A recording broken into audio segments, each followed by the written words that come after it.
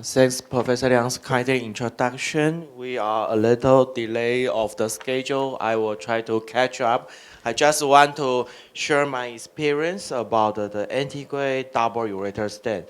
Usually, ureter stent is called double J, so you also can call it double J for the graft kidney.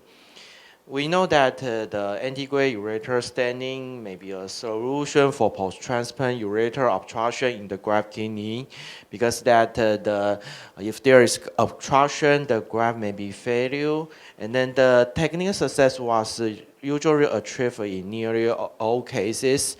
However, due to the fibrosis around the graft ureter, so although this still have the some problem if it cannot persist the patency. And then if you have do too much damage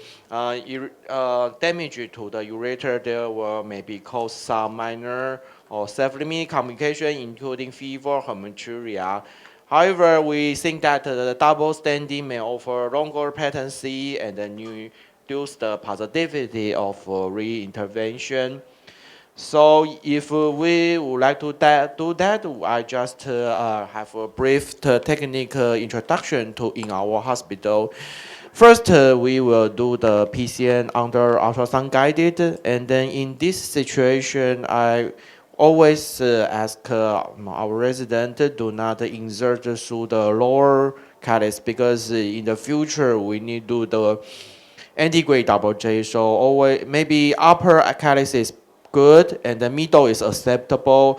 And then when do ultrasound, I will ask them can find a route from the calyx to renal pelvis. And then after the PCN, I usually ask the patient resting 1 day. So I'm not immediately do the standing after the PCN. And then you can see that there is possible stenosis around the anastomotic site. And then after that, I will change the PCN catheter with 10 French sheaths. Because if you only insert a routine double J, you may only need 8 French or 7 French sheaths. But if you would like to insert double ureter stent, you need 10 French sheaths. Then you navigate the first guide wire into the urine bladder. Of course, you can do some balloon dilatation for the stenosis. However, in this condition, you only have one guide wire in the bladder. In this situation, it's not easy to put two double ureter stent in the ureter. And then you may, usually there is a stenosis around the anastomotic site, so sometimes it's not easy to put another wire through the focal stenosis to the bladder.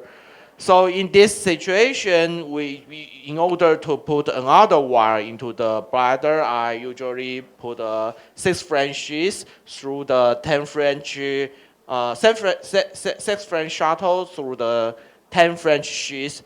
So there is enough space in the bladder, so you can put 2 guide wire.